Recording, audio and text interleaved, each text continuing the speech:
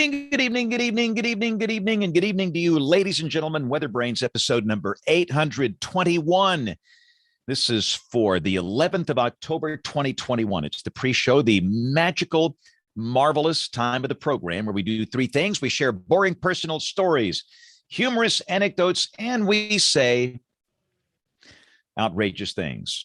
So got to get busy here. Got to put the embed coat on because my friend from Master Control just came back and said, "Hey, I don't see you yet." Well, we're getting there.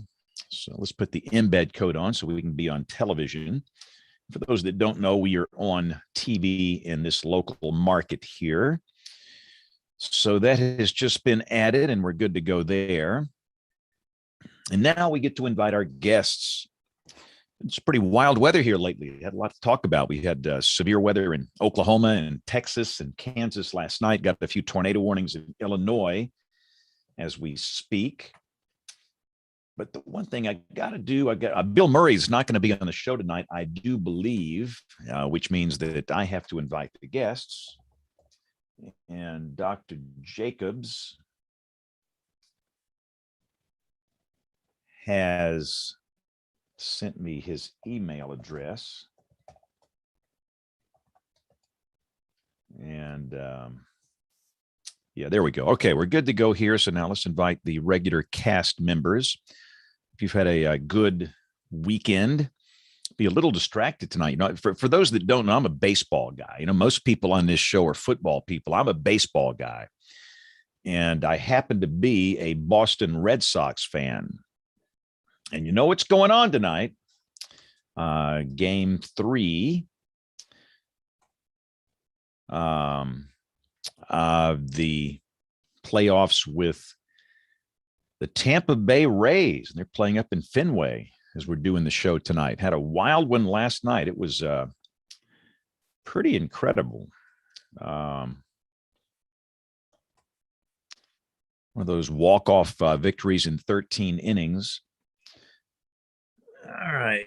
Who am I leaving off here? I think that's everybody. So let's, and also let me invite our guest.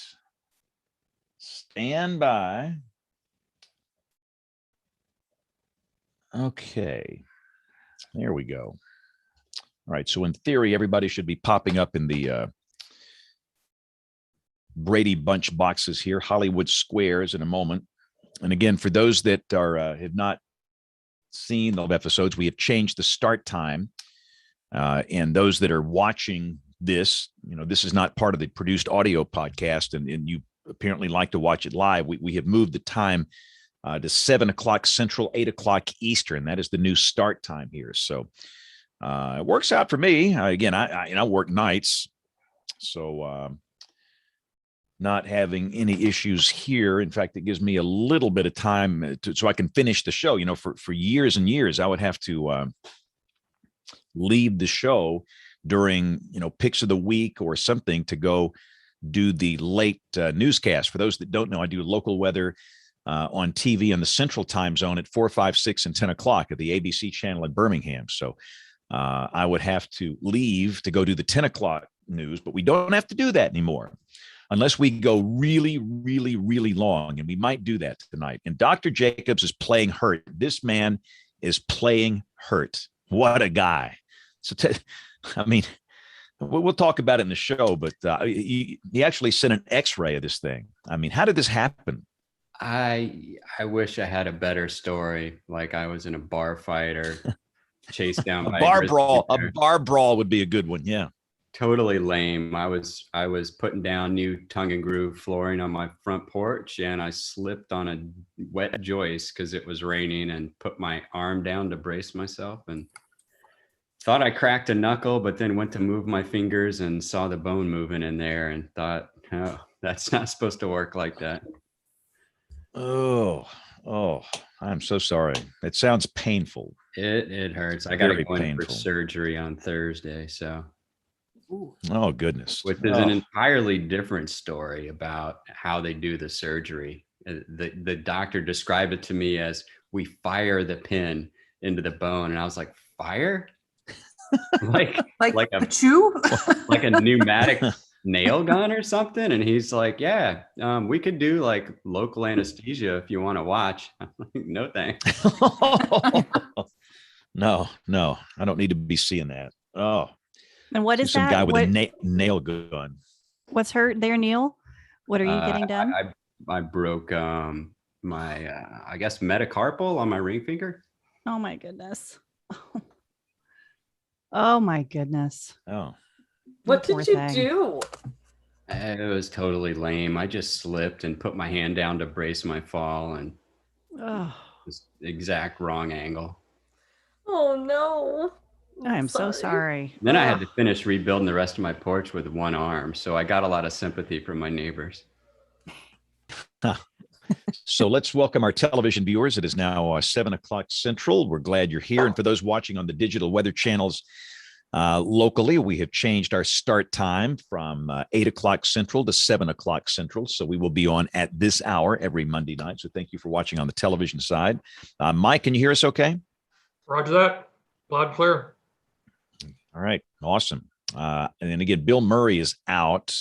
Troy is missing.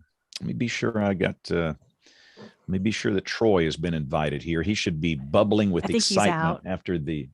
Oh, is he out? I think he's out tonight too. Yeah. Okay. I mean, this is his night. I mean, Gig'em, the Texas A&M Aggies beat the Alabama Crimson Tide. I mean, he should be very excited. See, this is why Bill is not on the show, because he didn't want to talk about it. See, what nobody wants to talk about the fact that Mississippi State went down there and beat those guys at College Station a week ago. Nobody wants to talk about that. All they want to do is talk about the Alabama-Texas A&M game. But this is not football brains. This is weather brains. So, and I was explaining to those folks that are watching, I'm slightly distracted. And I'm the only baseball guy on the show here. I mean, nobody else cares about baseball but me. But the Red Sox are playing tonight against the Rays in their series. So I will be one eyeball will be kind of cocked over to one side watching the results there. But let's get this thing going. I think we got the recorders going, and here we go. In 5, 4, 3, 2, 1. This is WeatherBrains, the weekly show that's all about weather. This is episode number 821. And this is the show they said would never last back in 2006 when we started this thing. But they were wrong. We're still here. And we're glad you're here. Got a great show coming up tonight. I will say that we have a couple of our regulars out of service this evening. We have Troy Kimmel, who is out, Bill Murray, who is out, but Aubrey is back. Yes. Yay. Yes. Hi, everyone. Sorry, last week. How have you been? So, yeah, it's been busy. I was watching my parents' dog for them last week, and so I had to go home every night on my dinner break to watch the dogs and make sure that they got out.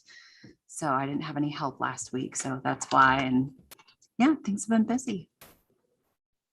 It's a busy time of the year. Tell us about the fall colors up there. It's an incredible place to be. Oh, it is fantastic. Now, we've been delayed because September was so warm. We really did not get our first significant cold front until September 22nd. So we were a good 7 to 10 days behind, but it's amazing. We've had amazing weather since then. And things have really changed very rapidly. So even though a lot of spots are behind, we have some peak color right now across parts of the Allegheny Mountains, Tucker County, Blackwater. If you are a traveler like me and you make lists of places to check out, to look up, just little hidden gems, look up Blackwater Falls State Park. This is an amazing park in West Virginia. They have small walks, longer hikes, kind of a mix for everyone. Some of the overlooks you could drive to, or you could take a longer hike. It is just absolutely incredible. Snowshoe Mountain is pretty much at peak right now. And then we have other areas in Western Pendleton County that are starting to see the change. Highland County, which is the southernmost maple syrup producer in the country. Highland County, Virginia.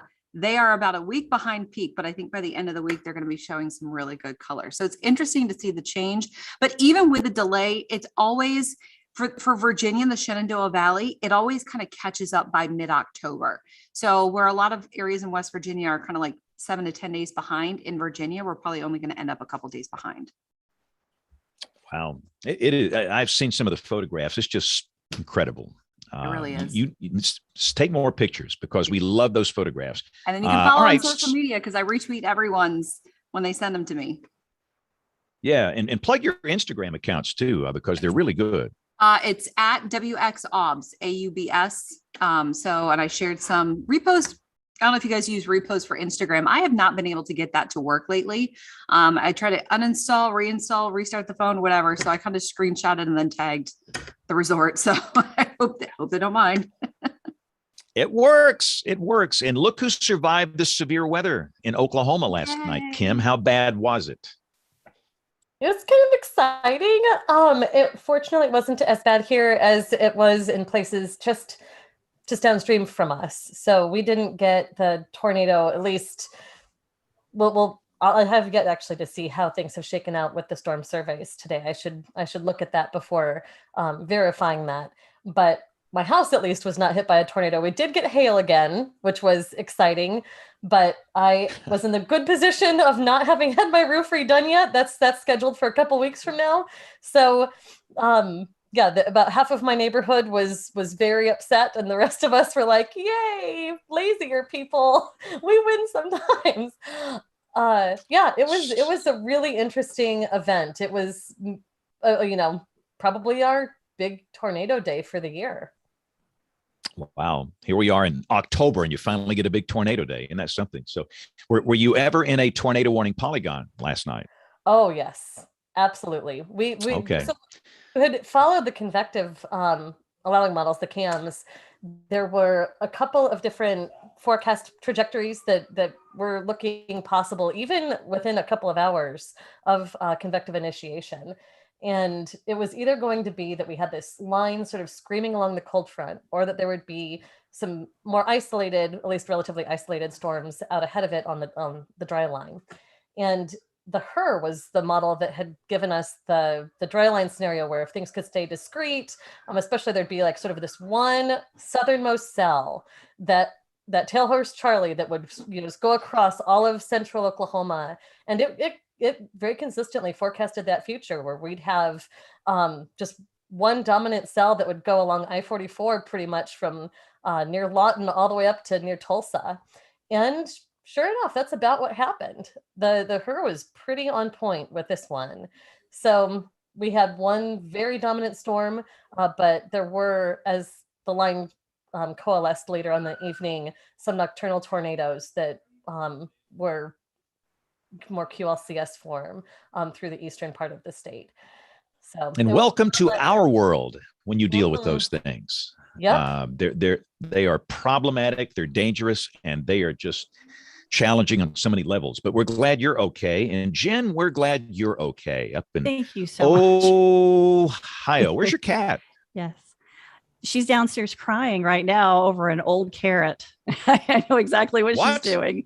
It's a carrot that belonged to her brother, and I think it still smells like him. So she cries over it. It's heart-wrenching. Aww. So the first time she did it, I boohooed, but now that she does it more, it just makes me smile because I think she's trying to talk to her brother or something, or just remember where is he? So it's pretty pitiful. Is your cat a vegan? I'm just asking. Yeah.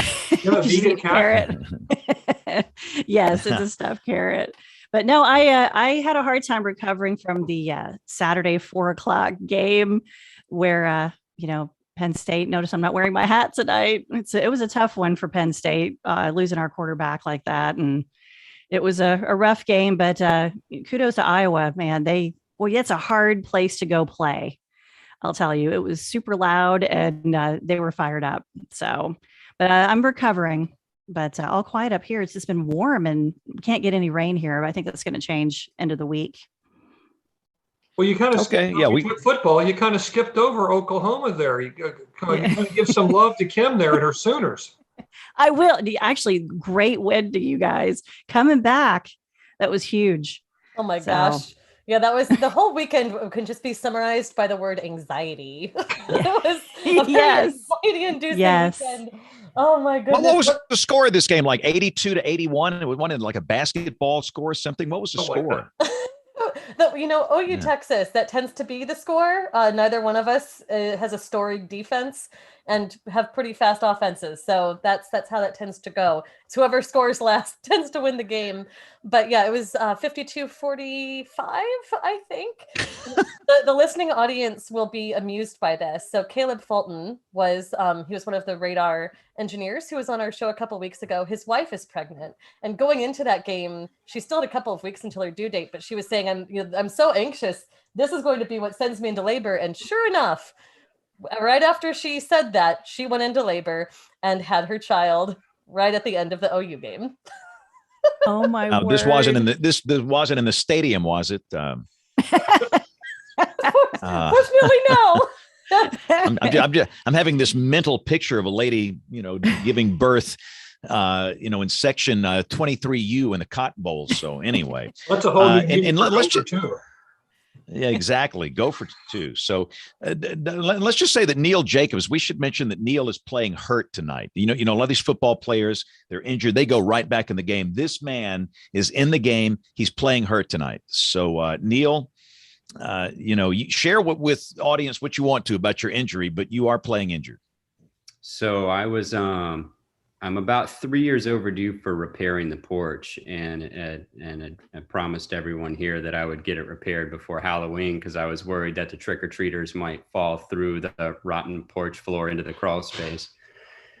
So I ripped out all the old tongue and groove and was putting in new tongue and groove, and it was raining on Saturday, and I was standing on the joists as I was putting in the slats and slipped on one of the joists. And it's only about a 2-foot drop, but I put my hand down the wrong way to catch myself and snapped a bone in my hand.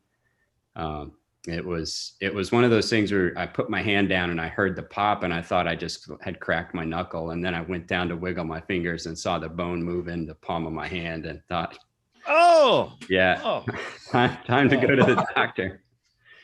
So hung out in the urgent care. They took some x-rays, confirmed what I basically told them I saw, and went to the ortho again today and have surgery scheduled for Thursday, where they described the surgery as firing a pin up the bone to hold it straight. And I'm sure it's some sort of medieval orthopedic device, but they sounds like a nail gun.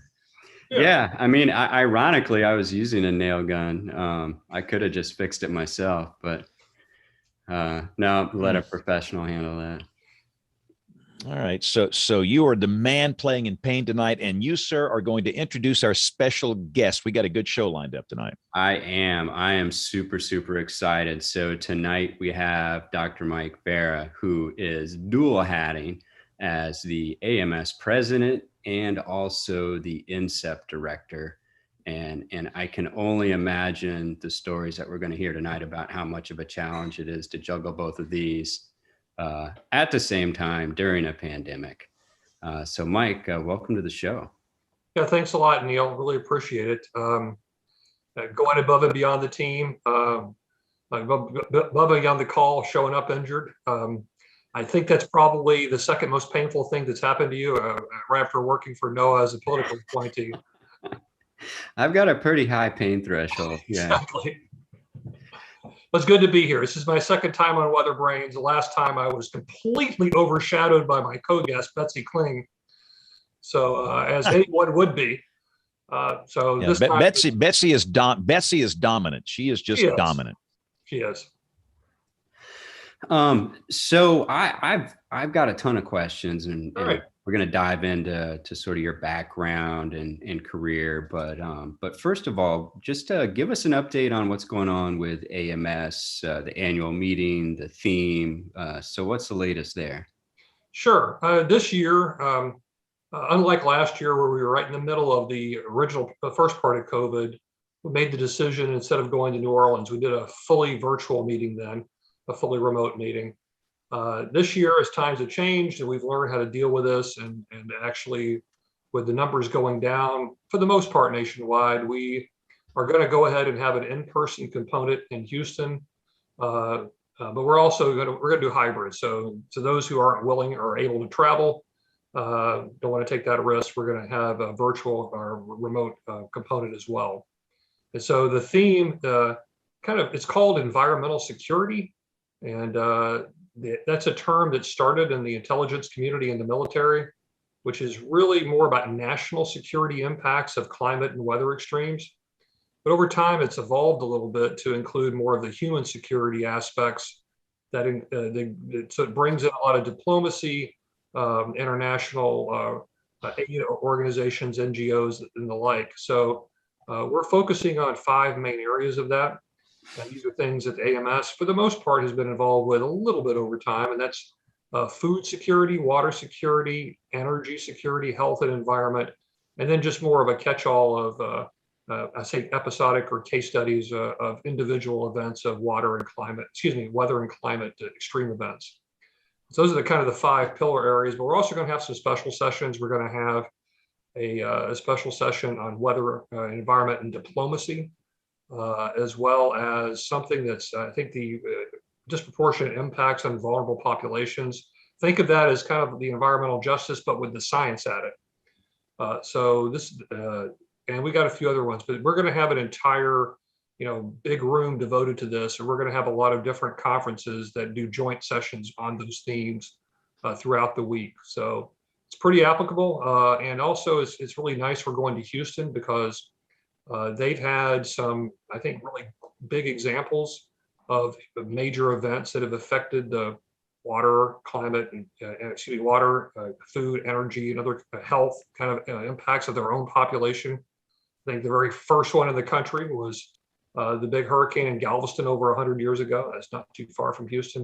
And most recently, they were a part of course, the Texas energy collapse due to the winter storm last year. And then, of course, a few years before that, they had the incredible rainfall from Hurricane Harvey, which brought about 4 feet of water over a few days to that area, which was a tremendous amount of impact to the people of Houston. So we'll be able to kind of tap into the local people there and kind of bring in their local flavor to the actual meeting. So that makes me think, especially with the Harvey situation, with all that rain and then a lot of the water management that they had to deal with being so urbanized there. So when you're talking about water security, are you talking about it from water as a natural a resource, or like inland flooding, rain, flood inundations, or both? I think we're going to kind of look at it as all of the above. I mean, typically when you think of this internationally, it often refers to the lack or scarcity of water. And so you get into the impacts of drought and climate change as it affects the availability of water, which in turn affects the ability of people to farm, to live. It then triggers migrations, which triggers all kinds of refugee issues and national security issues. I think we're also going to focus on just the natural disaster aspect of it as well, which, like, as you said, could include flooding, those kind of events.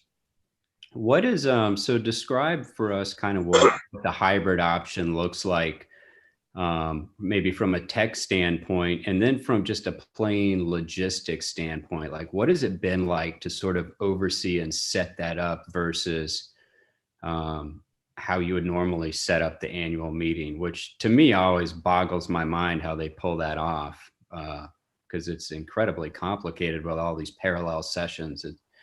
What's that like during a pandemic to try to do both? Well, I mean, first, the timing worked out a little better for us than our friends at the National Weather Association. When the pandemic started, it was like they were right on the front of it. And so they had to pivot pretty quickly to an all virtual meeting. We had a little extra time going into the winter time, into January, to do that. And there was a decision made last year to go all virtual. And I thought at the time, wow, I'm so glad that's not me, because it's going to be over next year and we can go back to normal. Little did I know that it's actually doubly complicated, because instead of just going all virtual, we're trying to manage the best of both. And so the logistics really get more complicated and a lot more effort. We're trying this year, though, to offer as much as possible that we can get the same experience or an equivalent experience online. Obviously, you're not going to get that at a reception, but our meeting friends at the coffee shop or the bar to talk over the latest. But We're going to be offering live streaming of all the sessions. And those of you who've been in an AMS annual meeting, it's over 20 conferences at once. So that's one of the reasons that to pay for that.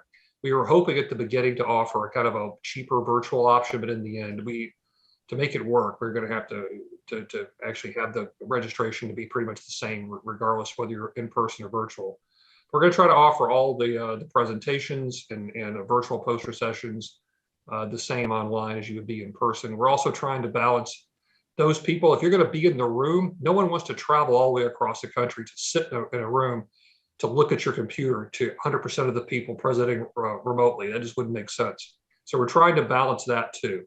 So we're trying to keep at least half the people in the. If you're going to travel all the way there, they're going to be in the room presenting to you. But some of our other folks, we're going to accept that there's going to be some folks that are going to be presenting remotely to everybody. So it's going to be an interesting. All I can say is I am so thankful for all the volunteers that we had, led by Gina Esco of OAR and NOAA and Professor John Lanishi down in Emory-Riddle. Excuse me, he moved me away. He's at University of South Alabama. Sorry about that, John. So those are my two co-chairs of the overall planning committee, and we've got just like dozens and dozens of volunteers that help do this, and the AMS professional staff, the meetings department are just amazing. So they learned a lot last year doing their virtual remote stuff from New Orleans. They're bringing that into to play this year and juggling that with all the in-person stuff. So in the end, it was a close call. We wanted to see what COVID was doing, but we're seeing nationally the numbers going down. So we're really confident we can provide a very safe and enjoyable conference in person in Houston. I'm looking forward to that. It's I'll be there in person, and I'm excited to actually see people face to face. It's I'm getting kind of tired of the virtual interaction. So what's being an AMS president like? And I think maybe for folks out there who don't really understand a lot of the process at AMS, it's not just a 1-year period that you're involved in this process either, is it? No, it's funny. You're supposed to know these things. And I got the call and said, would you be interested in running? I went, oh my God, what an honor. Of course, yes. It was after that the executive director, oh, by the way, this is a 4-year commitment, not just one. So you spend a year being president-elect, spinning up and getting started. The second year of being president and culminating in the actual annual meeting. And then the last 2 years, you stick around on the council. So it's 4 years on the council.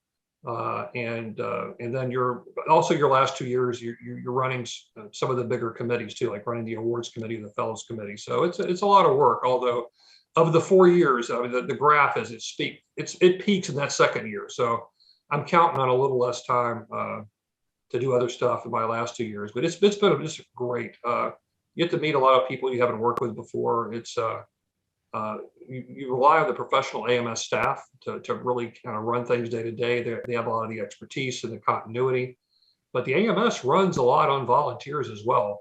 One of my fellow counselors is sitting down there in the Hollywood Spurs there with me, Kim. It's been so wonderful working. And we missed you so much last week. We had our fall council meeting and Kim wasn't able to make it. She had kids at home and everything else, but it was wonderful seeing people in person. So we really, really, really missed you last week, Kim. And hopefully you can make it to Houston. I'm planning on it. Just keep the fingers crossed. So you of course were doing all this at the same time that you just had become the NCEP director. What was that like? How do you spin up both in parallel? And then I've got a bunch of questions on some NCEP stuff too, but, right. But is it just like when it rains, it pours, so to speak? Something like that. I mean, I think probably the amount of time I spent between those two jobs together probably still wasn't as much of the hours as you worked when you were the NOAA administrator, but you were I think that was a little bit of a self-inflicted wound on your part. You know, you were a complete workaholic, but it's been hard. I mean, it's been a lot of work. And it's the rains at pour thing is applicable. I mean, at times it's manageable. You can kind of balance them, but there's been those weeks or months where things all happen at once. And so the big differences here than a normal year is you got the pandemic. And we had right in the middle now of the search for our executive director, because our longer-term executive director, Keith Sider, will be retiring. And so that's been a heavy lift also, going through interviewing candidates and getting ready. That's taken several hours. So we're getting close on that. But then you added to it all the other stuff that's going on. It's been a lot of work, but I'm very honored, and it's been great serving with a lot of old colleagues and friends on the council as well. So for folks out there, one of the things that kind of surprised me when I was talking to a lot of people who knew what the Weather Service was, and they knew what NOAA was, but they didn't really understand the structure. They were surprised to learn the Weather Service was in NOAA, and even more surprised to learn NOAA was in the Department of Commerce. And then, of course, there's a lot of people out there who've heard of the Hurricane Center, but didn't realize that was an actual center. So talk to us a little bit about the various centers that actually are what make up NCEP.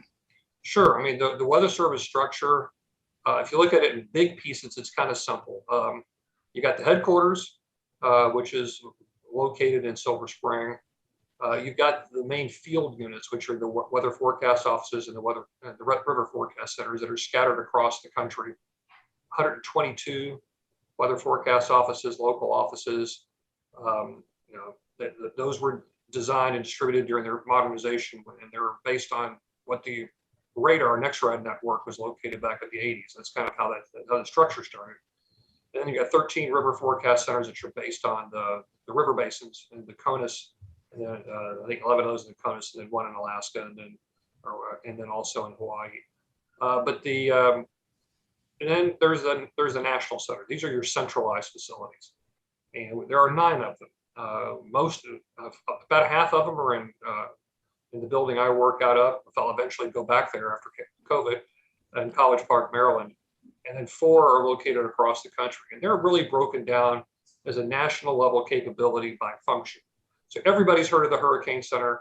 Those folks got a great reputation. They're on TV a lot, so people will kind of recognize that. Some of the others that people have heard of on TV is particularly, you got some severe weather geeks here like James. They all know about the Storm Prediction Center. It's in Norman, Oklahoma.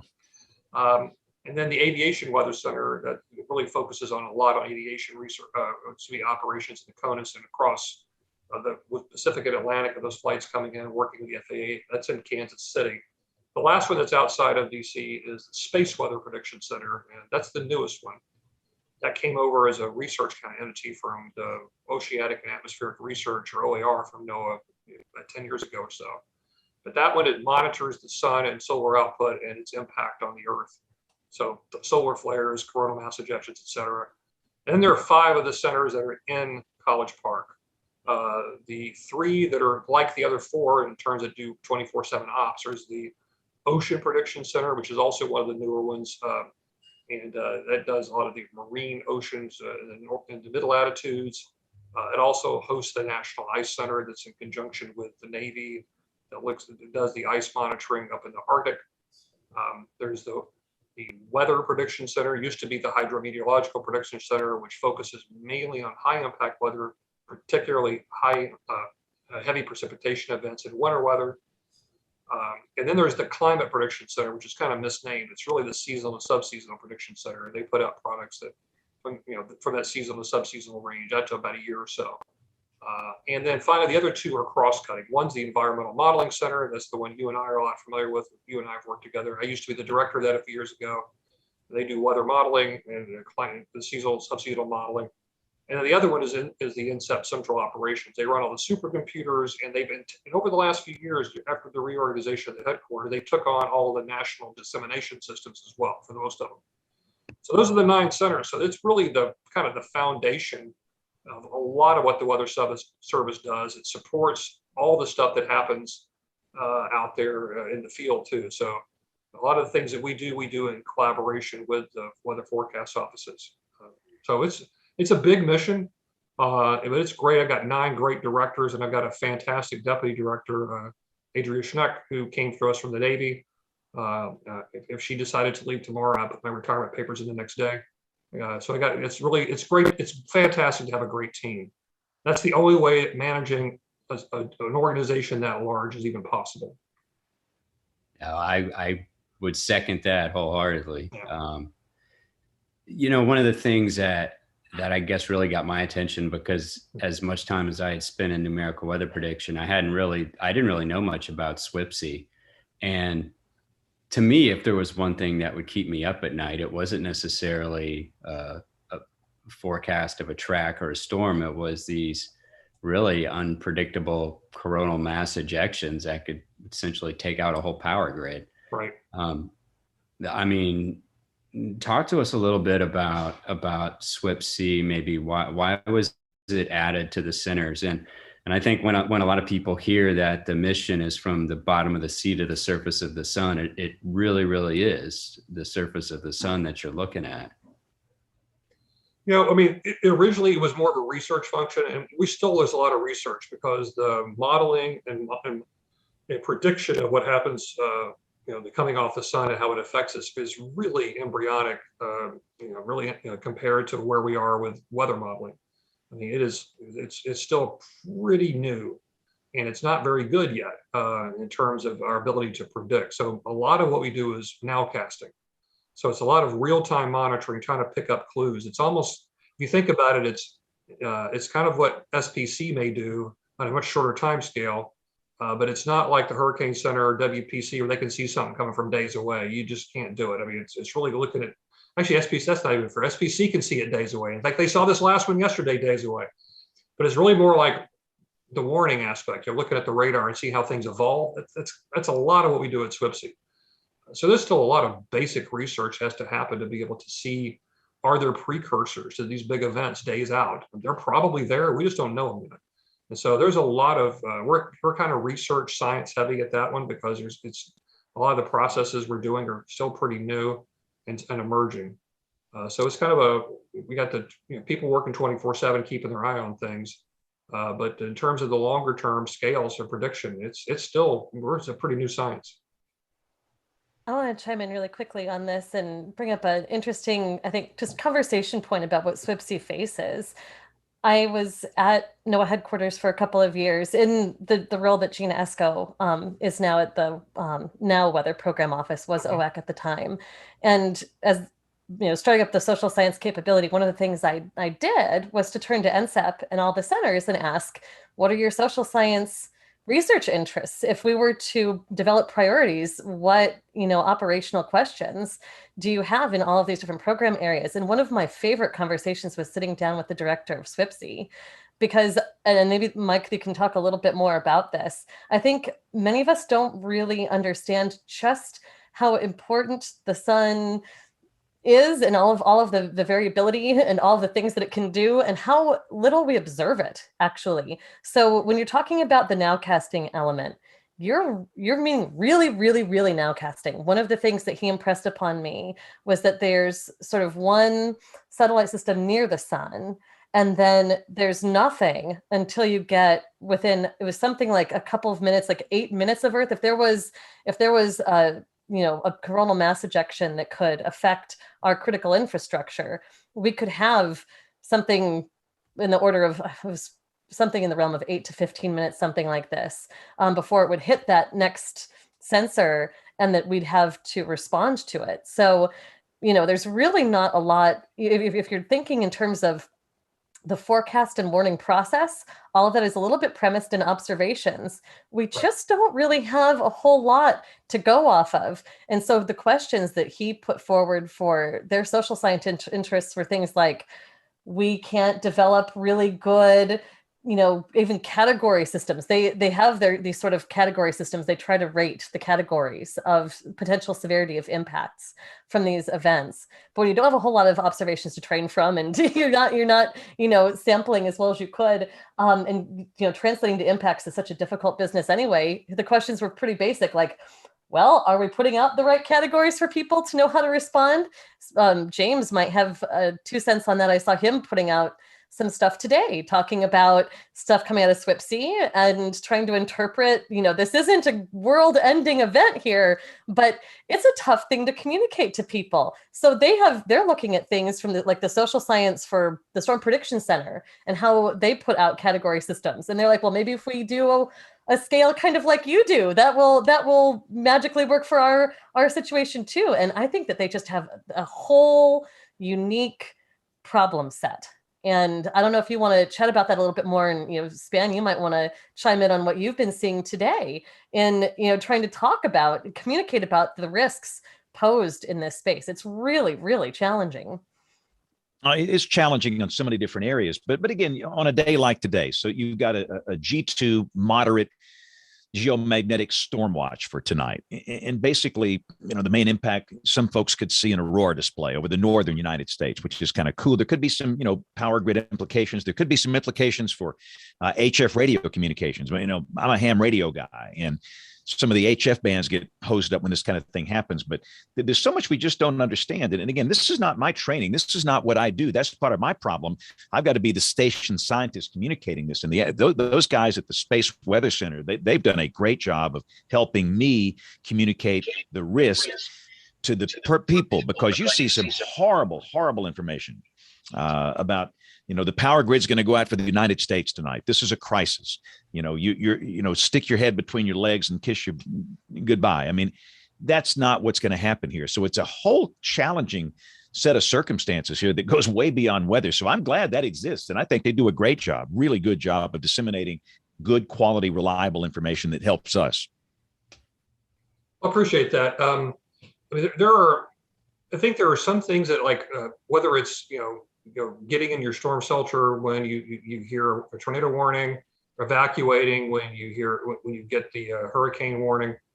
Thing about the space weather ones is there is not, at least today, a lot that the public can do, because it comes so quickly and there's really not a lot of mitigation that can be done.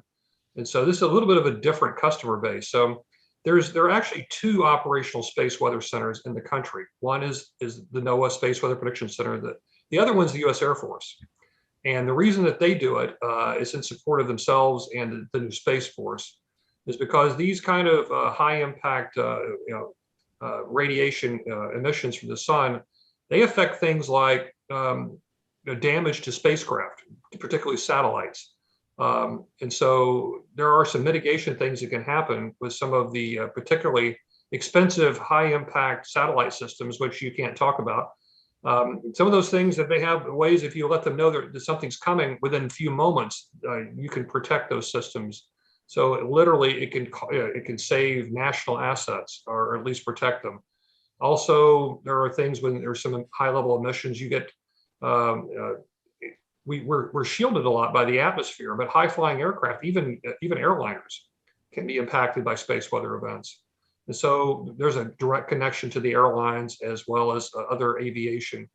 Then, of course, we talked about the power grid. And so there are some things that can be done to mitigate this. There are some systems that can be safed and stowed within a moment's notice or within a few minutes' notice. So there are some things that affect people, but there's not a lot, at least today, that individuals do. So I don't see there's being a ton yet today of the same kind of social science messaging to the public. But there's certainly, I think, a good messaging to understand what it means when they hear about these things. And I have to tell you, I'll give you all three guesses. There's a good friend of mine he's a good colleague of mine that I've known for NASA for several years. He is the NASA headquarters expert on space weather. Three guesses as to his name. James Spann. I am not kidding you. I was going to say, I've seen that name float through, because occasionally I will get his email and I'm thinking, you really got the wrong guy here. I mean, right. I can help you with the weather, but no. But I've seen that name and I've heard that. So I think that's slightly too cool. And I'm sure he gets some of my hate mail too. And we need to get him on the show. We're going to get him on the show. We'll do James Spann squared one night. Yeah, and before we go, Kim, I see your second point in chat. You're absolutely right. Some of the categories aren't necessarily for the public, they're for users to use. And so there is a little bit of that, and this is where you're getting a little bit outside my expertise. But there are some messaging that we can give to our primary customers as to the severity. But a lot of times it's the mitigation is really, there isn't really a graduation of mitigation. Sometimes it's binary. If something's coming, turn that system off, or turn your sensor away so that the radiation doesn't come into the collector. But there are a few that are, I think, the severity warnings could have a play. But that's about as far as I can. I'm out of my depth if I try to go much further. So I'm going to jump back to the Air Force here in a second, but I did have some more questions on NCEP. So you were head of EMC earlier, Right. and before coming to be the director of NCEP, and the I guess the head author, original author, whoever devised the strategic implementation plan. Right. Yes. What was the motivation behind that and going in the direction of the UFS? Sure. I mean, when I took over as EMC director, it was literally a few weeks or months after the decision was made on our next generation model that we were going to use the dynamic core, the finite volume cube sphere FV3 that was really taken from GFDL's climate and S2S models. So that decision had already been made. But my mission that Bill LaPenta, my predecessor as NCEP director, that obviously oh so well, was to actually make this not just our own next generation NCEP model, but to make it a community model.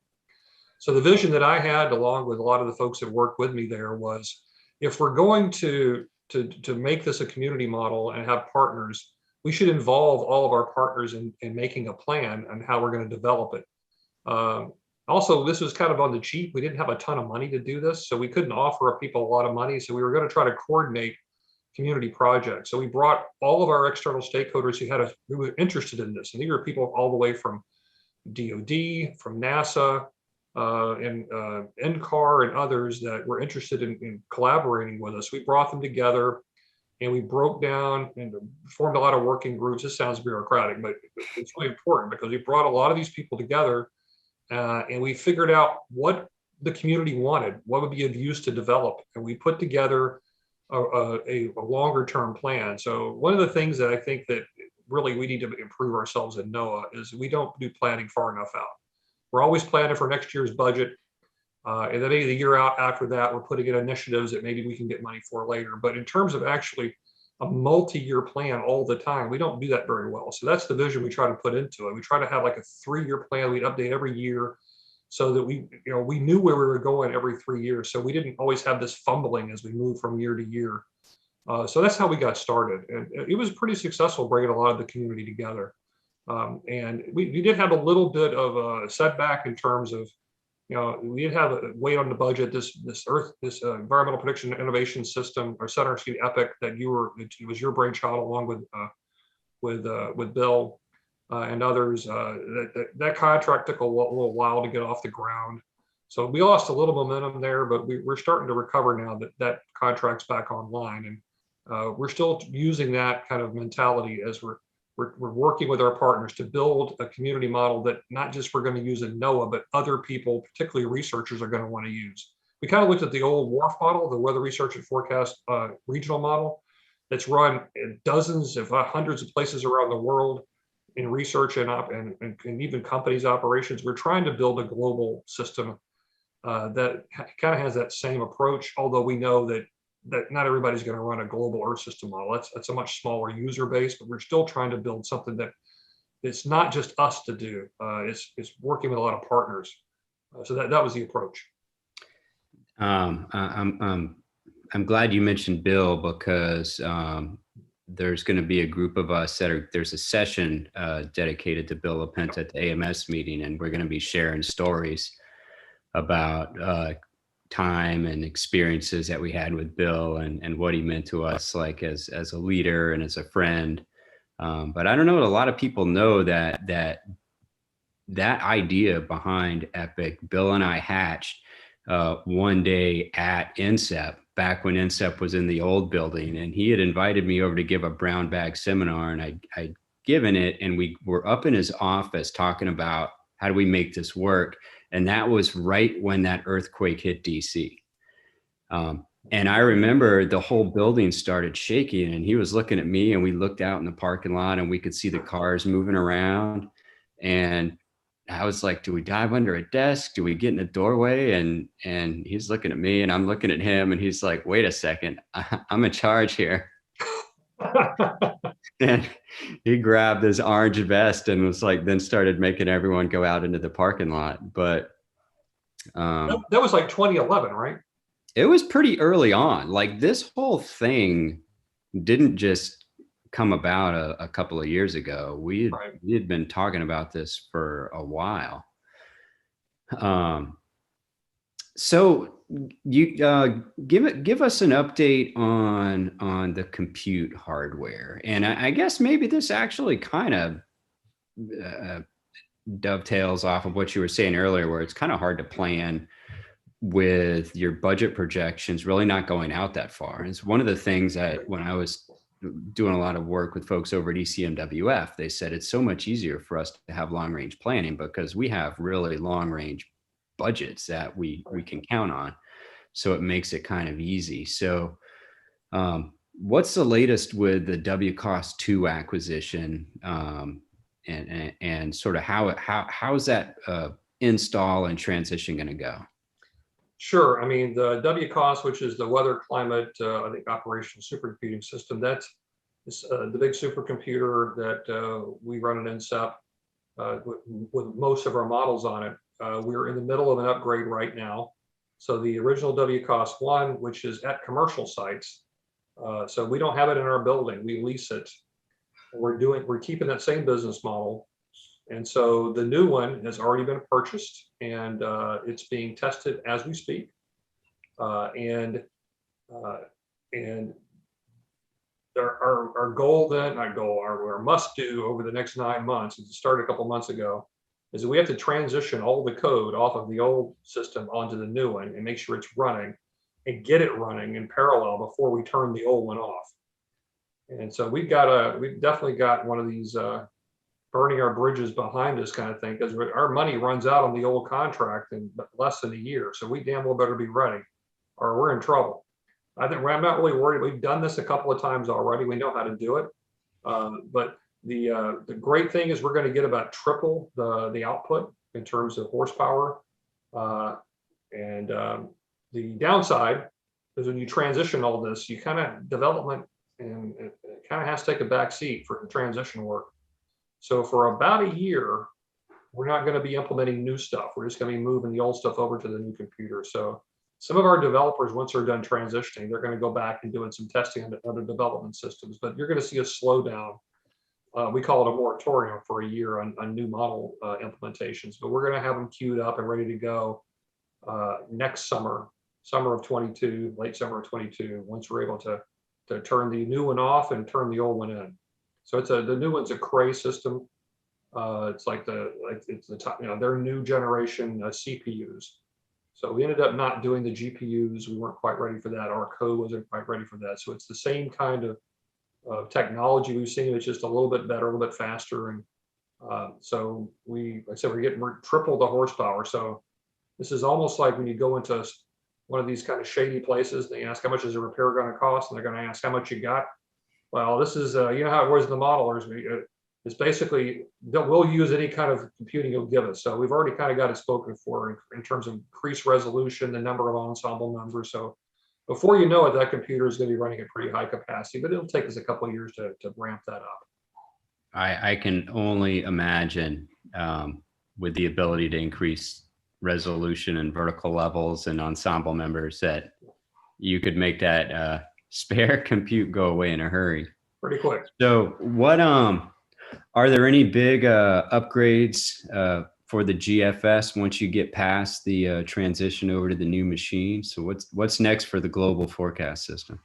Well, the one we just did, we made the first jump in vertical resolution we had in a long, long time. We doubled the vertical resolution from 64 to about 128 layers, 124, excuse me, and that's able to really get into some of the phenomena that you need that increased vertical resolution.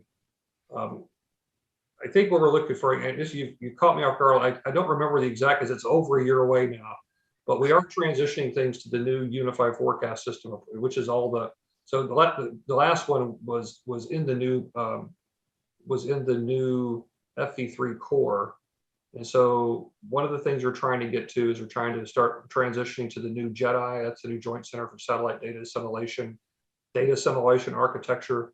We're probably not going to get there on the next implementation of GS, but the one after that. So we got a lot of science upgrades that are kind of piled up in the queue. But I'm sorry, I don't remember like the real headlines of what the next version is going to be big. We've had a lot of incremental stuff, including getting some of the new commercial radio occultation data. That was the last little micro upgrade we have to bring in some of the new commercial radio occultation data. But we got several things there. There's also the next generation of the GEFs. That's the ensemble forecast system for the global.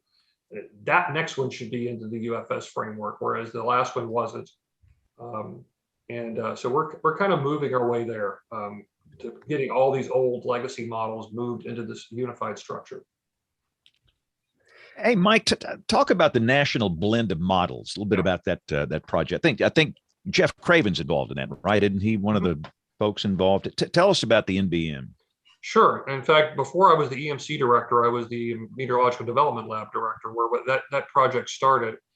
And it's the approach is to bring in as many of the world's best models that you can, and then you do verification on them, and the ones that are doing really well, you weight them higher. And so you're spreading you're trying to, it's better than just picking an ensemble mean. For instance, you're really tuning it to where all the particular models are performing best. And the goal here is that for the way the Weather Service does their grid forecasting, they literally go in and manually edit digital grids across the CONUS. It's called the NDFD, the National Digital Forecast Database. All right. And so in the old days, not that old ago, a lot of this was independent. So you would see it looked like a quilt, where different weather forecast offices did things a little differently. We're trying to start with a common first guess so that you have consistency across the CONUS. And then the things that can be automated and the forecasters really either can't add value because there's really no way to do it, or it's just not as important to add value, they can just let that go, let the blend drive that. And then our forecasters can take their expertise and focus on what's really important. Or in terms of important and high impact parameters, but also focus on areas where maybe the model's not doing as well, or whether there's a high impact weather and focus on where the weather impacts are going to be highest. So that's the whole goal of the NBM. And one of the things that has gotten better is because we did have an agreement just a few years ago with the ECNWF. So we're bringing in their data as part of the blend now as well. And so we're bringing in one of the world's best models along with ours and some of the others. So we're continuing to improve the quality so we can use that not just for the grid editing of our Weather Service products, but we can also use it to drive some other derivative products too. Is this a move toward automation? If NBM goes straight to the National Digital Forecast Database, are some forecasters worried about losing their jobs here? Well, yeah, there are some forecasters that are worried about that. And I think once they learn kind of what we're trying to do, I think that real fear was probably a couple of years old. I think that over time, now that they've been using it for a few years, I think they understand for the most part that this is not a drive towards automation. It's trying to automate things you can automate, and that you can free up people's time to put them where they can add the most value. Because if you think about it, why would you want to waste time, trying to tweak, your 10-day or 12-day, 850 temperature forecast? There's probably not a lot of impact there unless you really focus on maybe where the weather transitions are or whether there's impacts. So it's really a way to making their job more efficient. They can have a bigger impact. So there's no real prelude to automation for everything.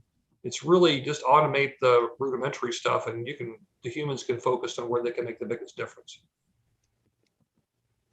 I think that's a really compelling vision personally, because it's also where some of the work that I do can actually find its way into the workflow for all of the forecasters in NCEP and then across the local offices, making that shift. So I think that's a pretty good thing for us to think about. It's not necessarily a replacement. It's just a shift in where you can devote your time, because forecasters can't do everything all the time. So appreciate hearing about that, Mike. So you talked a little bit earlier about some of the stuff you get to do as AMS president, and one of the big things you mentioned was the AMS annual meeting, but usually in non-COVID times, there are a number of other kinds of things that you get to do, like going to the smaller conferences and, just generally making connections with people, among people. And I'm just curious if you can talk a little bit more about some of the other things that you're trying to shepherd in your AMS president role. And when we are living in a virtual world, are you feeling like there are things you're able to do to try to compel our society forward and still help people to interact in ways, at least, that you find meaningful? Well, Kim, you've been on council together. You know the challenges we're working on. I mean, I think some of that answer is, I'll give you a couple of examples. But some of it is in this environment where we're all stressed and we're all at home, and it's been tough. I've felt, I'll be frank, I felt pretty stretched, a little stretched thin. At times feel like I'm doing two jobs really crappy instead of one job really well. And fortunately, I've got great teams on both of them. So I know that it's not up to me, but I mean, I still feel that way. You mentioned some of the smaller specialty meetings. Those are really important in terms of mentoring the students and early career folks. It's a time where you get in an intimate setting. The annual meeting can be, it's huge. It's thousands of people and multiple things going on at once. But things like the summer community meeting, which where you kind of talk interactions with the private sector and the weather enterprise. You've got only a couple hundred people there. There's a lot of students in early career, and you can break off and get to know people. And the AMS Washington Forum, which is really all about policy. It happens in DC every year. You get all these great folks from Capitol Hill and industry that come in and talk to you. Those teams have done a great job making those virtual over the last year or two. But nothing replaces that human interaction, because we're not robots. So I miss that a lot. But in terms of some of the other things I'm working on, it's not really, I'm not going to take credit for this. I'm just continuing the work of others. We are really upping our game, working on the diversity and inclusion of all the different sectors within our AMS society. So I've gotten the honor to have gotten to work with things like what used to be called the Board on Women and Minorities, but now it's the Board on Representativeness, Accessibility, Inclusion, and Diversion, or BRAID. Really clever name, but it's really more positive. It's outreaching, and I've gotten to meet a lot of great people who've invited me in to help them on things like accessibility. And it's just been that's been a real true pleasure, because I'm kind of getting a little up there in age. So I usually go to the annual meeting. I get sucked into all these senior management meetings. And so as AMS president, I've really gotten to spend time with a bunch of different groups that I didn't really get, never had time at the annual meetings to do. So that part's been wonderful. We're also focusing on a new executive director. Keith has been a fantastic director, Keith Sider. But trying to hire somebody that's going to lead our society for the next 10 years, at least probably, it's challenging, and it's really a big responsibility. So I hope I get it right.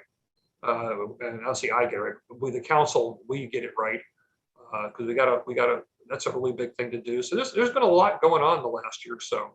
And so as much as I've really been honored to be AMS president, the term past president sounds pretty good at this point.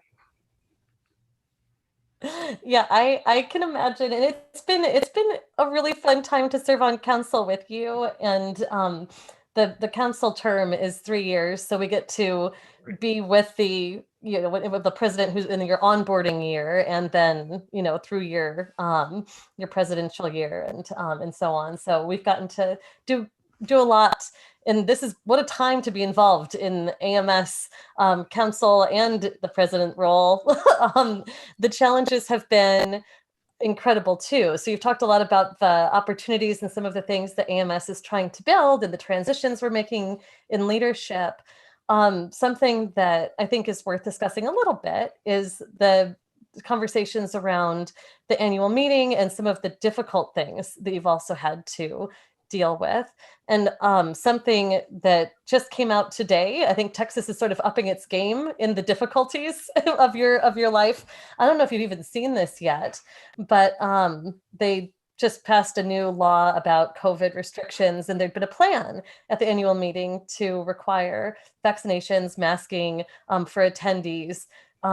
In my read of it, I don't know if this calls things into question again, if you're going to have to reanalyze things, but I didn't know if you wanted to talk a little bit about the decision to stay in Texas and to pursue the hybrid meeting that you had talked about before. There had been some members of the community who'd come up and said, is this really for reasons of COVID and for other things that they felt, you're speaking to the diversity initiatives, especially questions arising from like the braid about should we be in Texas? Can you talk a little bit about how you landed and everyone landed on Sure. the decision to stay? Sure, I'll talk about that briefly. So, I mean, what the piece that is sort of implied, but I'll just say it explicitly. There was a group of AMS members that were concerned about going there, and there was a suggestion that we perhaps pull out and boycott based on all the social things that are happening in Texas. Now, they're happening in a lot of states, but I have to admit, Texas has been just kind of a scheduling nightmare. And all the things that they're doing happen like back to back to back, right as we're leading into our annual meeting. So it got a lot of folks concerned. So we did look at that seriously, because there was for every group that felt that way, there are others that felt that part of our society that felt that that really was important societally and socially, but was not something that was connected to AMS as a science. So we had to balance that. So we on council represent not one perspective, we represent the entire society. So we had to really weigh all the costs, the benefits, the pros, the cons.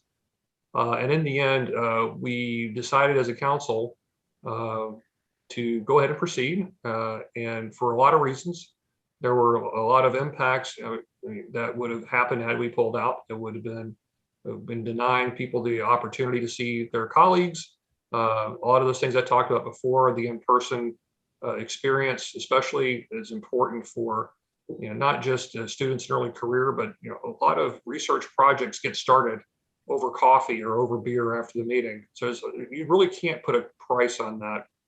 Then there was the interesting part of that. There's more perspectives than just the state boundaries of the state laws. There's also the city you're going to. So Houston itself is a very interesting city. I already mentioned that it was, with all the different impacts they've had, it would be a really great place to engage with. And believe it or not, the mayor there, who I had the honor of meeting, he's really spun up about climate and weather issues, and he is the chair of the National Council on Mayors for Climate. And so he encourages, we met with him and said he encourages, please come. So in the end, with all that, we decided that it was the right thing to do. And we were very confident as a council that we're not going to be the Democratic or the Republican Meteorological Society. We're the American Meteorological Society. So we have to be really careful that everybody's welcome in their spectrum of politics. But there are human rights issues here too. So we have to balance all that. But in the end, we felt it was the right thing to do. I had some contact, and he says, "Why are you even talking about this?" And others are, "Why are you still going?" So we knew that when we made this decision that we weren't, everybody wasn't going to be happy. But in the end, I think the most important part is people voice concerns. You and me, Kim, and everybody else in the council respectfully took it seriously. We really deliberated hard. And in the end, we made the decision that we thought was the right thing to do.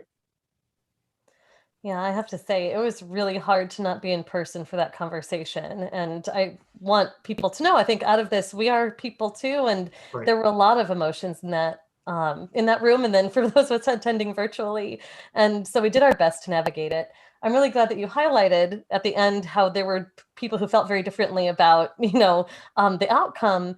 It reminds me of Supreme Court decisions, when you study case law, it's often said that if you have a Supreme Court decision where everyone comes away feeling like they maybe got a little something, but it wasn't everything that they wanted, you probably struck one of the best decisions for democracy. And that those are often the most fascinating cases.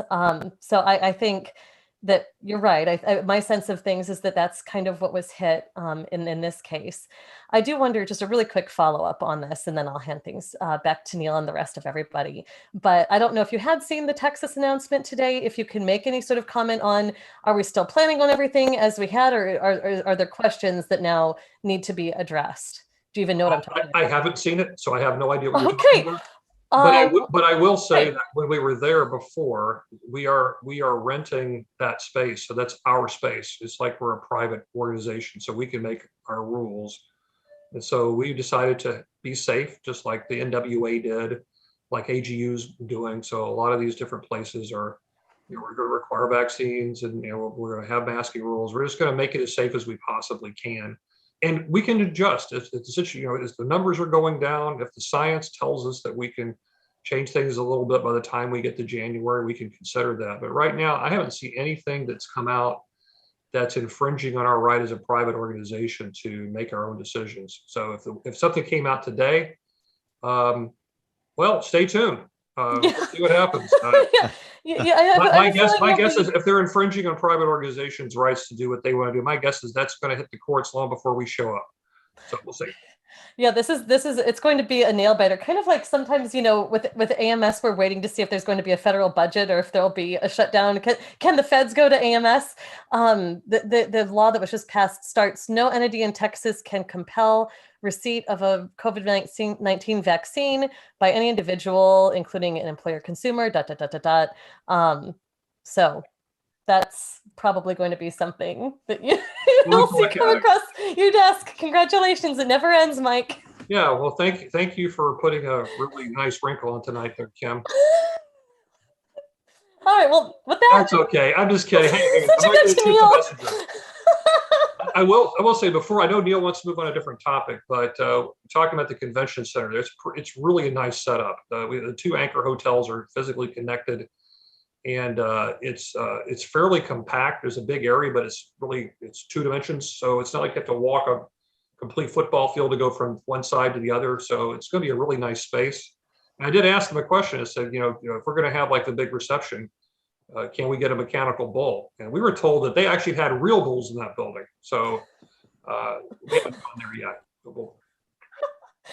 That'll be fun. That'll be really fun. Hey, but before Neil takes it back, I wanted to ask you just some practical points for people that are going to an AMS annual meeting for the first time. It can be absolutely overwhelming. Right. So give us some practical tips for noobs, first timers. And again, I've been to a bunch of them, but it's still overwhelming for an old guy like me. You got to map out your strategy way before you get there. Right. So yeah, one, you got to map it out, and we made that easy over the last few years. Not just used to have this big book you get, the preprint had all the schedule in it. Now we got an app, and you can go in and pick what you want, and you can load it into your calendar. So that helps. So do that. Secondly, if you're going to dress up nice but fine, wear good shoes. That's another big tip. I got some black shoes that if you look a little closer, you'll see that they're kind of sneakers, but look further away, you won't notice they're not real. Wear those because you're going to be doing a lot of walking probably. I think the other thing is pace yourself, and also be flexible, because the thing about that is you're going to have the opportunity to bump into people all over the entire national and perhaps even international weather, water, and climate enterprise, from private sector to academia to government to you name it. They're all there. And so you're going to run into, it's like it's family reunion every year for our community. And so be prepared to run off into a side meeting you weren't planning on.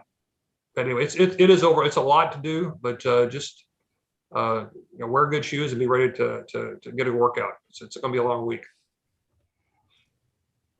Hey, Mike, I have a question. Looking back at all the different roles that you've had during your career, what would you say what was your favorite and what was your most challenging? And it could be both. It was the same answer, but I'm just curious, just looking back. I can't pick one favorite, but I think you're right. They are kind of related. I think that probably my favorite ones were the ones that were most challenging because they were kind of most rewarding. With maybe one exception, my first job after Penn State, they sent my first job in the Air Force was to go back to school. I was a physics major for ROTC, and I expected to go off to Space Command. It was brand new then. Not space had been around a long time. Just Space Command was the new part.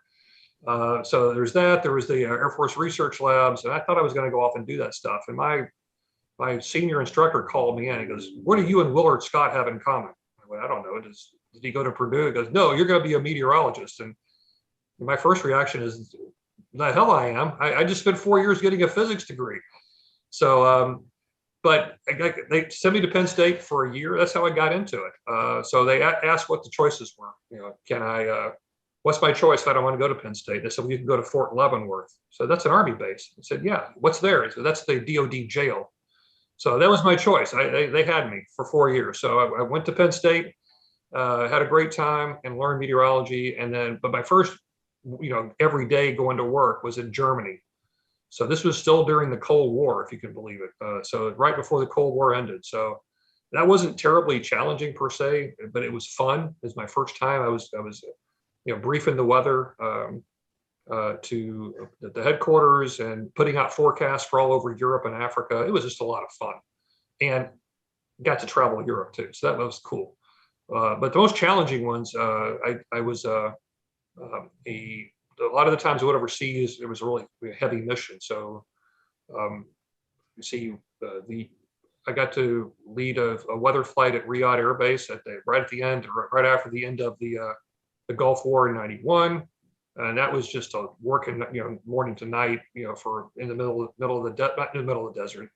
Riyadh is a city. We were out there on the runway, kind of isolated. Got to do peacekeeping operations in Bosnia, 99, 2000. That was just a really just eye-opening. Got to lead a group that forecasted for F-16s in Kunsan, Korea. We were all there on remote for a year. And then got to run. One of the more challenging was running all the models for the Air Force when I was a young major back in 98 to 2000. That was we were brand new then. We got rid of our old model. We just brought on MM5 in cooperation with NCAR. We were just getting ready, planning for the WRF model. We worked really long hours, but we left behind something that was great. So I've had a lot of really fun stuff to do. It was a great Air Force career. I had to do a lot. There were some bad days. I was at the Pentagon for 9/11. That was not a good day. But my last job, it wasn't even weather.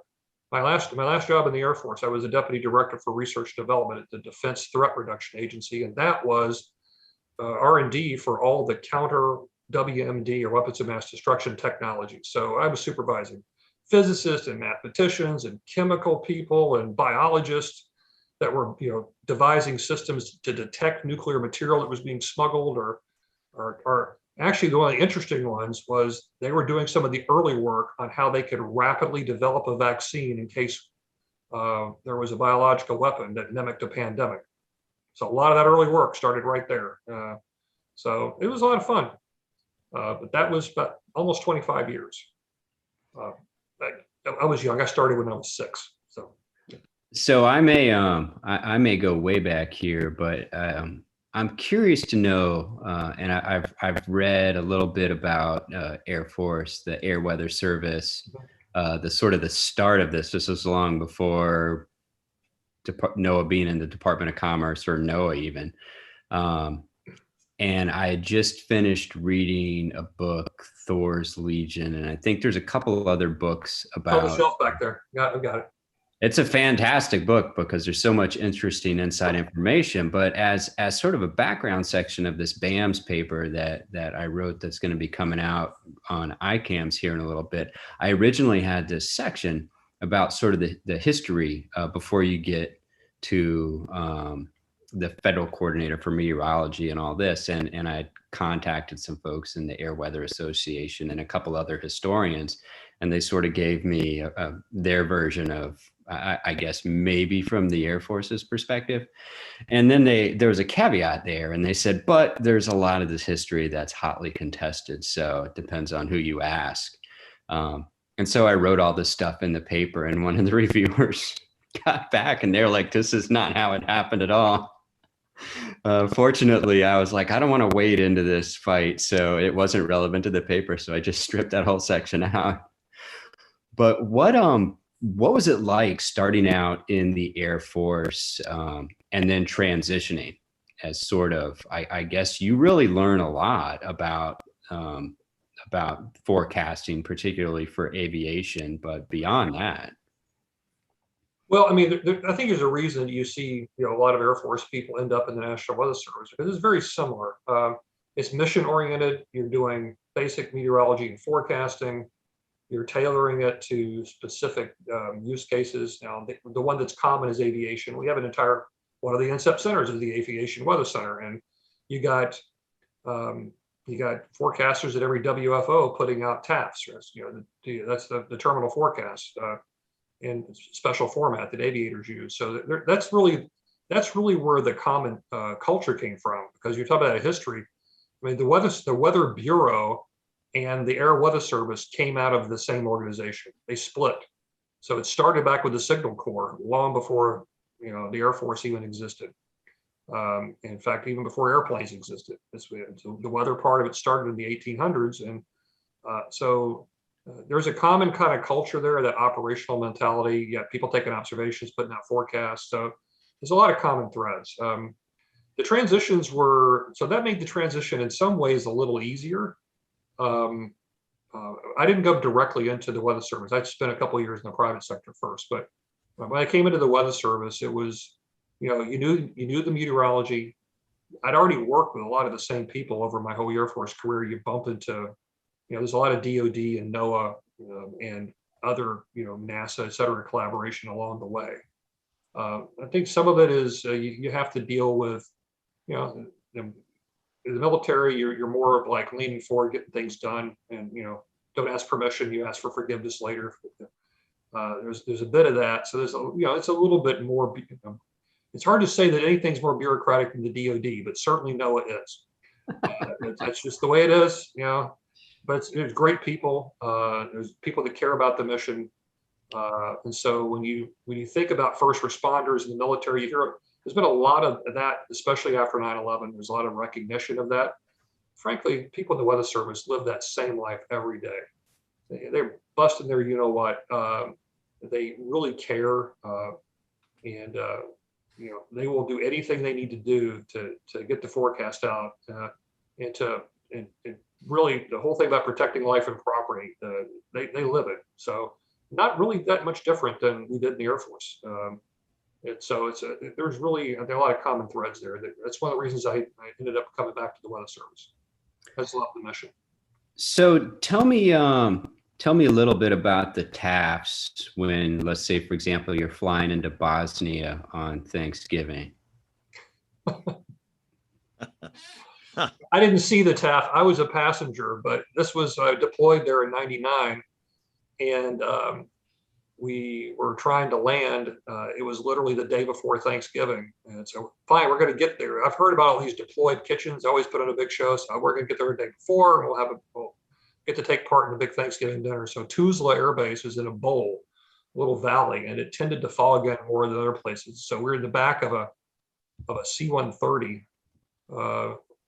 Or maybe it was a larger aircraft, but whatever it was, we made 3 approaches. Of course, there was no windows. We were sitting in web seating inside, and that was painful. So we circled around 3 times before they finally gave up, and they've landed in Hungary. So the next day we had to take a bus all the way from Hungary all the way into Bosnia.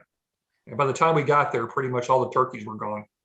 But that's how I started my tour in Bosnia. It was several months, but we got to support the 10th Mountain Division. That was the one who was there during that time. But that was it's called Multinational Division North. That was the northern part of Bosnia. And this was really their mission was stability for peacekeeping, and they were also the side mission to go look for all those bad guys from the former Yugoslavia that were still hiding. So that was an interesting mission. I got outside the base a little bit because I had several satellite offices that worked for us. So I had to fly there a few times a couple of times to see all the troops that were scattered around that part of Bosnia. But what really eye-opening is when I was flying over in helicopter to see them, we would fly over these villages and they were just gutted. So this wasn't a natural disaster. These were people pulling their fellow countrymen from their homes, killing them in their front yard and burning their house down. There's a lot of that in the countryside there. It was eye-opening. So we felt like we were doing something good there because we were keeping the peace. There was one thing though that was really funny. During that time, I went to, there was a mass re-enlistment. You always had there was a big deal. If you're an enlisted troop, you re-enlist for another term. This was 99 to 2000, so this is Y2K. So there are people all over the world that want to be like the first people to re-enlist in the new millennium. And so I flew up to Camp McGovern. It was a really little small base camp, and the one troop I had there was an observer. He was re-enlisting, so I got to re-enlist him. And so we went up there and did that. And after it was over, we did it right at 12, right at midnight. It's kind of like the governor's execution right after midnight. We did the re-enlistment right after midnight, right after 2000. So as we came back, there was a couple of streakers. I think it was that someone snuck alcohol into the camp. There's a couple of soldiers running now with nothing to combat them. So that's what's life in deployment. I guess you can find entertainment where you can. But there was a great group of folks that was working there. And this was when you're in a deployed environment, you're literally working, 18 hours a day. But for the most part, unless there's something really heavy weather going on, and there was some bad weather cases there. You may ask me about that next, but it was still very encouraging. We had to do things and meet people you never did before. So it was really, I don't know, it was really fulfilling. Well, I am going to ask, because you probably spent so much time forecasting in data sparse environments. What was your biggest forecast bust that you can remember? Oh, that was in Bosnia. And so this was winter. So we went in at Thanksgiving. I didn't leave until the following, the end of the winter, spring, after the new year. This was back, I said, this was 99, 2000. So the AVN, that was like the 1 degree mesh model from NOAA. That was not very good. Actually, the best performing model for the winter was the Deutsche Wetterdienst. That's the German civilian service. The DWD model was okay, but it was also that was their equivalent of the HER. I mean, except it was not very rapid refreshing, but it was their regional model. It was just over Europe. And so we had like 3 consecutive storms that came through that rapidly moved through in 24 hours and dumped about 6 inches of rain. And the model forecast for this one was exactly the same as the last 2. So I went into the morning weather brief with the general and checked all the odds before I left. It looks like it was going to turn to snow later in the day, and say, hey, it's going to snow later today, and it's probably get 6 inches just like last time. So this was the first bad omen. He goes, have you looked outside? What do you mean? He goes, it's snowing now. It's not going to snow this afternoon. So already my credibility was shot from the moment. So as soon as I rushed back, I saw that literally we were the only base all around that was snowing. We're in that valley, so we just enough of a little colder shallow pool that we got a little bit extra snow. But unfortunately, this thing marched right up and stalled over us and stayed for 3 days and dumped 3.5 feet of snow. This is after we predicted 6 inches. And so they did not let me forget that for the rest of the deployment. And so one thing about some of these deployments is that they don't want to be there permanently, so they build these temporary structures, but of course some of them are there for years. So a lot of plywood buildings and tents. So some of these things started collapsing due to the weight of the snow. So they don't want to blame me for the actual weather. Don't get me wrong, but we have literally had people up on roofs, like scraping the snow off. The biggest tent in the whole base was called the Hootie tent because they built it right before Hootie and the Blowfish came 2 years before to perform in the USO. That whole thing collapsed. They didn't use it the rest of the time I was there. So I was like the guy that killed the Hootie tent. So that was my biggest bust. And there's the show title, The Guy Who Killed the Hootie Tent. Oh my gosh, that's great. We were just sitting here in the chat deliberating. Is it going to be bust in Bosnia? I think you've topped that. Congratulations, Mike. So I just I want to reflect on everything you've just been talking about. You've done so many things, and we have a number of young people who watch the show, and people who are starting their career, looking ahead, thinking, "How am I even going to figure out what I want to do?" And perhaps having a little bit of panic if they don't know where the road will take them.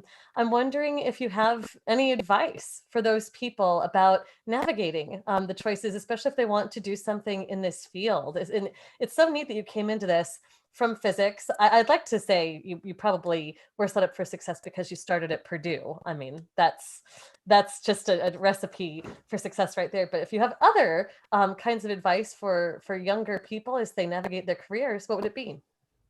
Well, I mean, I could never have known this earlier on. I guess, I mean, this is nothing really earth-shattering, but I think one of the things is be prepared to go in a direction you weren't expecting. You know, opportunities are sometimes going to come at you when you're not expecting them, and sometimes you have to have a choice to take a leap of faith. I mean, I can look back at my career and I can probably think of just 4 or 5 pivotal points that were kind of like left fork, right fork in the road, that I have no idea where I'd be right now if I didn't took the other way. So, I mean, who knows? I mean, I could be, I could be in jail, or I could be a millionaire. I don't know. I could be anywhere. Who knows? But I'm here now. Actually, I guess at this stage, I could be in jail and a millionaire. We know those people too. But no, I think just don't be afraid to take a chance. And I think the other thing that I look back at my career and I look at differently now is don't be afraid to fail. So take chances, and if you fail, pick yourself up and go on. I think that it's easy to be afraid, because I'm afraid, what if I don't do well? So you don't do it. I've not every career choice I've made worked out to the best that I wanted it to. And I've learned from all of those mistakes. So I just think, don't be afraid to fail, because I think maybe my one tagline. Oh, it's actually funny because that's my version.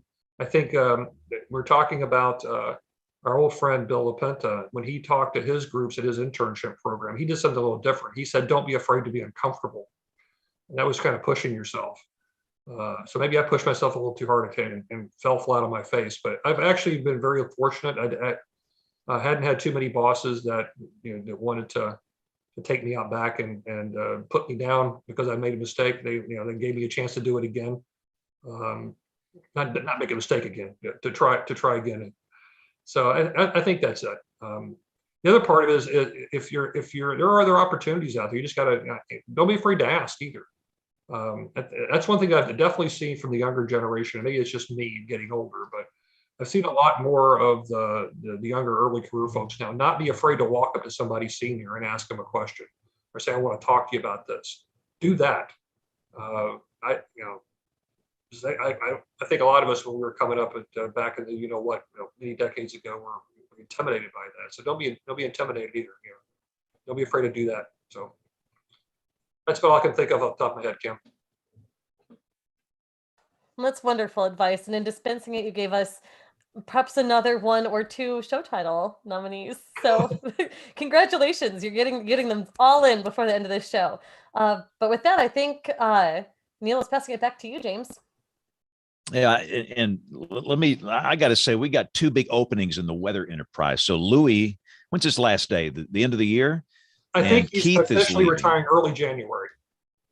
Okay, so who's going to take Louis' place? Who's taking Keith's place? Well, no one knows either one of those. Kim and I. Oh, come on, you Mike, you know everything. I'm going to give Mike, you a scoop, fan? Well, first of all, give us a hint. All right, nobody's going to take Louis' place. Nobody can replace Louis. You can only succeed Louis. I haven't heard. He's still got a few months left. So I'm sure there's going to do a national search. I'm very glad that we have Rick Spinrad, who's our new NOAA administrator, who's got more experience in NOAA before he got there than I think any administrator ever, and knows everybody in the enterprise. So and he's really level-headed, and I trust him to make the right pick. So I have no idea what's going to happen, but my guess is that typically this has happened in the past, James. It's been a few months of acting director before you see a new director. So I wouldn't expect to see a new permanent director until probably next summer, after Louis leaves in January. But I have no clue. That's just looking at the last 2 times I've seen a turnover. As far as the AMS director, we should have a new one prior to the annual meeting, and that's only a few months away. So we're getting close. We're getting close. But Keith has been wonderful. He's been a great executive director. He's going to retire from the AMS and go off and do a few other things, shift gears a little bit. And he's going to stick around to help transition the new guy or gal. So he's really been wonderful. And so he'll be there to kind of mentor the new person and make it a really easy transition for whoever we select. How long has Keith been there? He's been there a long time, hasn't he? It's over 10 years. Tim, has it been like 14 maybe? Oh, it's I think he's been the executive director since 2004. Yeah, maybe 3? 15-ish, somewhere in that time frame. It's a pretty long-serving director. Mm-hmm. Well, I have been by that building on Beacon Street. Was it 45 Beacon Street? I've never been in that. I've never been inside, but I have been by, because we go to Boston every summer to watch baseball. So I need to go. I need to go in that building sometime, because goodness, ever since I was little, it was 45 Beacon Street. Oh, it's 44, 45 right together, but we own both. Yeah. But you should just knock on the door, ring the doorbell, and announce yourself and demand a tour. I did that once, and he took me around. It's a really cool building. It's been around for a long time. The former mayor and used to live there. I mean, it's got a history. It's a really cool place. And it's a great, cool part of town. But listen, we have to take a quick time out here. It's been a great discussion. We're going to go to Tony Rice, and we'll go to Jen's This Week in Tornado History. And Mike will warn you got to have a pick of the week for us after the recorded segments. Okay. All right. Good deal. So we're going to listen to Tony and Jen. We will be right back as WeatherBrains rolls along. Looking beyond the atmosphere, here's Tony Rice with your astronomy outlook. Scientists at the NASA Jet Propulsion Laboratory in Pasadena, California, breathed a big sigh of relief this summer. Images taken in May by the Perseverance rover of an isolated mound or butte dubbed Kodiak showed that they picked the right place to land. Details in Kodiak Mound display evidence of sedimentary rock consistent with flowing water in Mars' ancient past. These images, published in the October 7th issue of Science, clearly show 5 distinct layers, 17 meters thick. The layers show that the spot they landed in the 28-mile-wide Jezero crater, selected from among 3 final candidates, is right on top of where an ancient river once emptied into this crater lake. This provides scientists the best chance of finding ancient life. Bottom layers include fine-grained sediments with coarser and coarser grains layered up as the river eroded the delta edges. It's all topped by boulders, which speak to flood events late in Mars history when liquid water could still survive on the surface. Professor Sanjeev Gupta from the Imperial College of London and co-author of the paper told BBC, something changed in the hydrology. Whether it was climate related, we don't know. He added, we see lake outbursts on Earth in places like the Himalayas. In the Ganges River Basin, you also get these large boulders mixed in with normal river sands, and that's where there's been a sudden flood episode from something like a glacial lake. Next up for Perseverance, a trip to the base of that river delta to drill. In addition to imaging and analysis that the rover will provide, samples will also be encapsulated for later return to Earth by a mission that's already in the works. Elsewhere in the sky, if you're watching or listening live and are in the upper Midwest or Great Lakes regions, go outside and you might just see some aurora. NOAA's Space Weather Prediction Center issued a G2 moderate geomagnetic storm watch yesterday when a solar flare hurled a coronal mass ejection in the direction of Earth. Observers as far south as a line extending from northern Virginia, across St. Louis, northern Kansas, and on to northern Oregon could see aurora low on the horizon.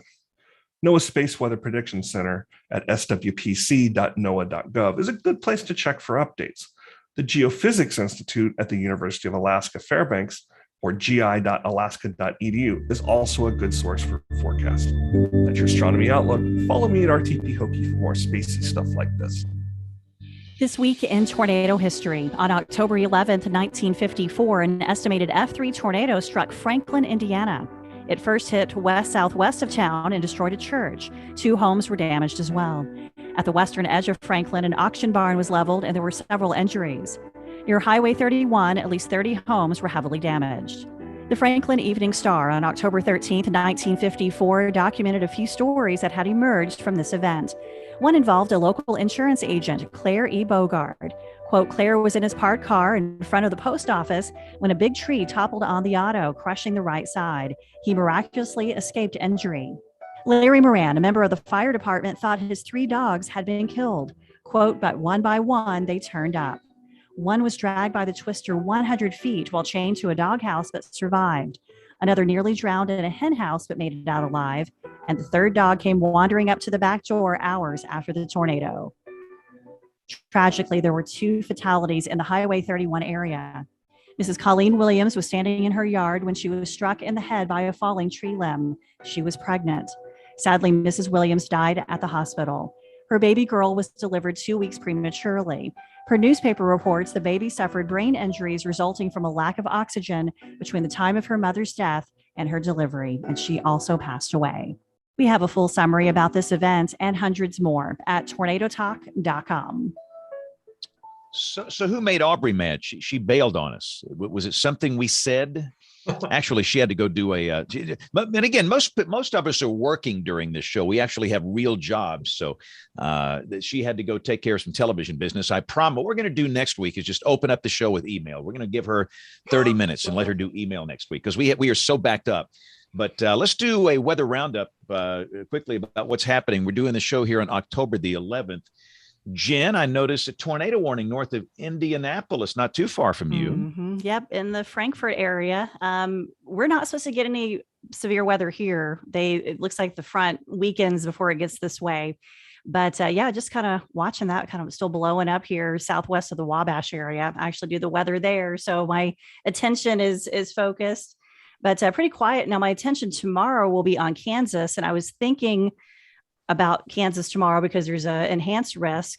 And I was thinking about Kim because, Kansas is not unfamiliar with tornadoes, obviously, but I was thinking through a couple of the stats and how the messaging when you're dealing with an enhanced risk in October after 2 fairly quiet years in Kansas, it's how do you get the word out, just because I think people have gotten complacent. And it was probably some of the same thinking in Oklahoma this weekend. But 2020, it was the lowest annual tornado totals in National Weather Service Wichita history. And then this year, for the state of Kansas, between July and September, there were no tornado warnings across the entire state. And so that was the first time since records began in 1986 with that stat. So I've just been thinking through that. And when most of the state now is highlighted and at least has a 5% threat, it's like, how do you make sure people are like, okay, focused in on that something could happen. So I was thinking about you, Kim, with messaging on that. Yeah, it's tough. I still am not sure how well disseminated the messages were here in Oklahoma for the event we had yesterday.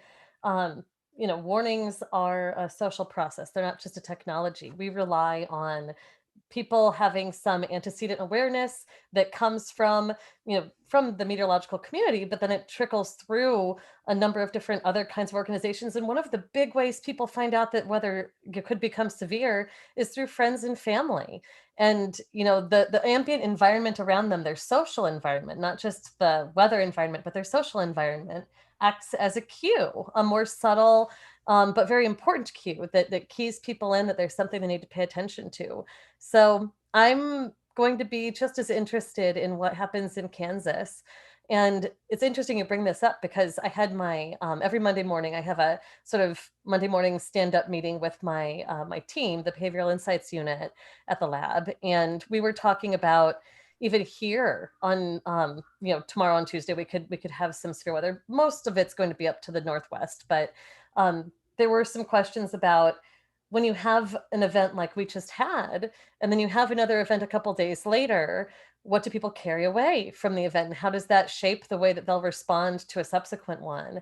the literature on that isn't abundantly clear. And I can even just say, in my personal experience of people going through this, there were some people yesterday who said, "Oh, that was all so overhyped." Even for some people in my own neighborhood, in my neighborhood Facebook page, they were talking about, how overhyped everything was. And there was a tornado that I think happened just a couple miles down the road. Looking at this as a meteorologist, like, we can't get better than this. We just can't. I mean, the herd nailed it. And she's my Facebook friend. I posted the track, like, that's exactly what the thing did. She's like, "What do you people want?" But then there were other people who said, "Oh no, this was actually, very well forecasted. And, it makes me more inclined to take things more seriously next time." And you get sort of everything in between. It's a really interesting sphere out there. And one of the things that our team was lingering on was you can have people who are motivated to be optimistic, and all kinds of stuff that, it's not just the weather communication. There's a lot happening in the psychology and the communication infrastructure. So very interesting stuff. It might be stuff that we study. This is an off-season event. A lot going on. Could be really interesting from a communication perspective. So glad you bring that up, Jen, and glad that you'll be helping out the people in Kansas as they navigate the event tomorrow. Yep. Thank you. Let's not forget, too, we got a whopper of a Rocky Mountain snowstorm here with that big trough in the western states. I've seen some of the images coming out today as things begin to change out there, but it looks like a really, really big snow for some of the mountain states. And we have an Eastern Pacific hurricane, Pamela, that will likely come into the Mexican coast as a potential major hurricane Wednesday morning. And Kim, you going to get any rain from that? Looks like the rain shield's coming up toward Texas. Will you get any from that? Yeah, I think we should. I have to admit that I have a little bit of blinder on to just get through one day at a time right now. But yes, we can use some of that gentle soaking rain, more frequent rains. We're a little bit behind here, so I will never one day at a time. One of the greatest flash floods I was ever involved in was in Tulsa, Oklahoma, during an AMS severe weather hydrology conference from an Eastern Pacific hurricane by the name of Tico. And this was back in the 80s. I mean, it was, you go to a hydrology conference and what happens? You get in a flood. But those things can produce a whole lot of rain. So we'll kind of see how that behaves. But anyway, and our East Coast correspondents, Mike and Neil, it's got to be quiet and warm, right? Well, certainly in my house is quiet. My last kid went off to college last year. So, sorry, I'm sorry. No, yes, we got to. It is not quiet in my house. My kids had today off, and they're eagerly awaiting and entertained by what's going to happen next with my hand. But we've had kind of a persistent onshore northeast flow here, which I don't know if it's an official cold air damming event or not, but I'm glad that it's finally eroding away, and maybe the sun will come out tomorrow or the next day. Well, certainly here for the DC area, we definitely are in this pattern now over the last few days and over the next week, where it's still a bit humid and above average, but looking at long range, we've got a pretty strong cold front coming in about next weekend. That's going to take us down to a nice snap and make it feel like fall. We may have our first 40-degree lows coming up here in about a week. So I'm looking forward. Yeah, we're expected to be we should be in the 40s down here in the deep south Sunday morning. It's going to feel very refreshing. But let's get to picks of the week. This is where everybody shares something really cool that is weather related that maybe folks don't know about, or it's interesting or unique. So let's start with Kim and see if Kim has a pick of the week for us. Kim? I do, and it comes in two parts. So it's a story about the National Flood Insurance Program. So that's something we've talked about on occasion on this program, in part because it's one of the most significant natural hazards mitigation programs that our country has. But there are a lot of challenges with it. And one of the big challenges is having people pay actuarial risk rates when they are building in a place where they are exposed to flood threats, and that the nature of flood threats is also changing with climate change. And so the FEMA, which manages the National Flood Insurance Program, has instituted a new mapping standard to estimate the actuarial risk from flooding that people could experience. And it could hike up rates, especially along the more expensive coastal properties, quite a lot. The article goes into some interesting detail too about how this actually promotes more social justice and equity in the distribution of risks and losses that are experienced as the people who are paying into the program. We have this sort of large base across the country of sort of low risk people.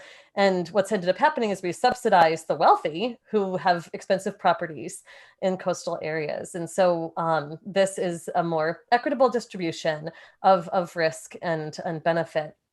It'll be interesting to see how it pans out. There are already some signs from members of Congress that some of these rate hikes are not in line with what their constituents are wanting. So we might see a replay of what happened in 2014 when there was a big revision to NCEP that had happened, and then a couple of affordability revisions made to it.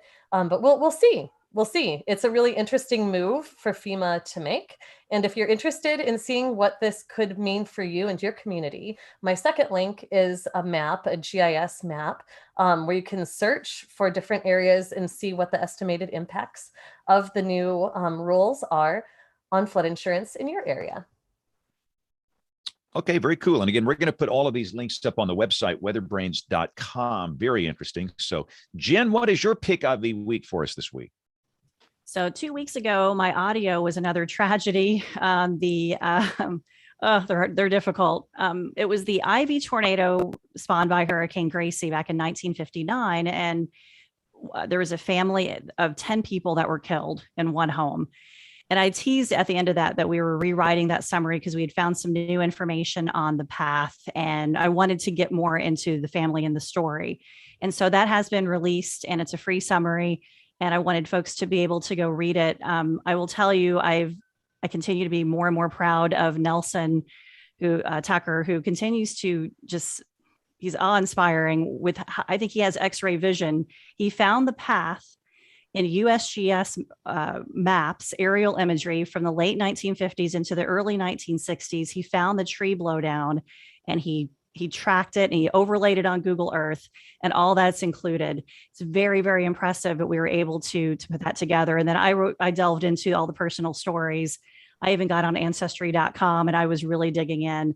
What was really most heartwarming for me is we found an author who is from the Blue Ridge, and he wrote a book called The Secrets of the Blue Ridge, Phil James. And I sent him the article and he wrote back and he thought it was really great. And one of the survivors he knows, and he's going to send her the article because she's not online. But there were 13 people in the home. So she lost 10 family members, and he was going to send her the article. So it was really heartwarming. We're really proud of this summary. So we wanted folks to be able to get a chance to read that. Awesome. And again, y'all do such great work. It's a great pick, Jen. But thank you. My pick of the week is going to be some images from a localized flash flood event we had here in my market. This was last week. Pretty remarkable. We had a few of the southern suburbs south of Birmingham with 1 foot of rain in just a matter of hours. Much like the event in Tennessee that was recently occurred up there just to the southwest of Nashville. It didn't affect a large geographic area, but it affected a lot of people. The population density was very high. And unfortunately, 4 people died that night. We had 2 fatalities, a young couple that were swept away in a flash flood just down the street from the TV station. This TV station is in the development called River Chase. They died on River Chase Parkway in the residential section. We had 2 others that died north of here in Marshall County, Alabama. But anyway, the images were just pretty remarkable from that. It was a true flash flood emergency. And we went wall to wall and stayed on the air for a long time. But again, my pick will be some of the still images captured during that event, which was pretty remarkable.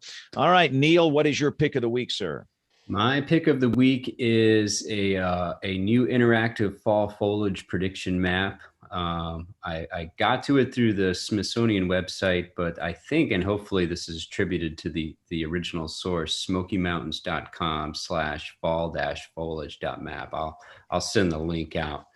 But it's pretty cool. It builds in a lot of the functionality based on both the climate historical norms from NOAA, as well as some medium and shorter range predictions. But then at the bottom, it does say that it's mostly dominated by the length of day. So again, I guess all things lead back to the Space Weather Prediction Center. So assuming that the length of day prediction doesn't drastically change, in which case we have much bigger problems to worry about, get out there and check out the fall colors.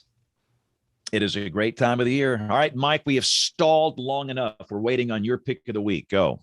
Well, I didn't know who was going to pick what, so I came up with a primary and a backup, and they're both intact. So you're going to get a twofer. So serious. Oh yeah, twofer. On the serious side, this last week, if you're watching the news, we had two scientists from our field that won the Nobel Prize for Physics, which is really special to me because I started in physics, ended up in this field. Sakura Manabe and Klaus Hasselmann won for climate modeling, some of the first climate models ever. I think the AMS was a little ahead of the game because just last year we named our first, we named one of our new climate modeling prizes after Manabe. So it was really great to see our field recognized at that level. And a less serious one, I'm sure you've probably seen this viral video, but it was, and you started off as, this is going to take us back to where we started this conversation on football. It's like, I want to make sure I pronounce her name correctly. Efridge Davis from WQAD in Illinois is a Texas A&M alum and was complaining during the newscast that it wasn't fair that they were broadcasting the game and she had to do her forecast.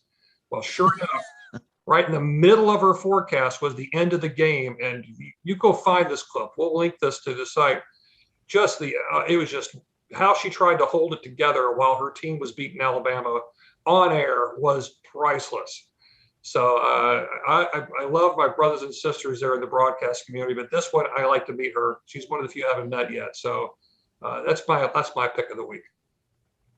Yeah, that was great. That was just pure joy, which is just awesome. And again, all of these will be up on the website, weatherbrains.com. So Mike, before we close, anything else you need to plug involving the AMS or NCEP or anything that we haven't mentioned here tonight? No, you talked about a lot. So I'll come prepared with the other four, we had really serious intellectual pick of the week. So I'll do better next time. So just invite me. I'll come prepared next time. Those were great picks, outstanding picks. But this has been a great show. Mike, thank you so much for being on the show with us. And Neil, thank you for playing hurt tonight. Wow. Hope the surgery, when's your surgery? It's Thursday, did you say? Thursday. They're supposed to call me Wednesday and give me a time to show up. So we'll see. All right. Well, keep us updated. Listen, if you've not watched us live before, you can do that. We're typically on the air Monday nights at 8 o'clock Eastern, 7 o'clock Central, live.bigbrainsmedia.com. Most of you listen, and we promise we're going to do a long email segment. We're way backed up. We're going to let Aubrey take it from the get-go next week. But the email address, it is email@weatherbrains.com if you'd like to get in touch with us, comments on tonight's show or questions. And, of course, all of the show notes, weatherbrains.com, picks of the week and everything else. So on behalf of the entire WeatherBrains crew, I'm James Spann. Thanks for listening. Have a great week, and God bless. Great show, everybody. Awesome. This was good. Thanks, Mike. It was great. Good to meet you, Jennifer. Nice to meet you. Had a good time. Thanks for inviting me. I'd like to come back again at some point.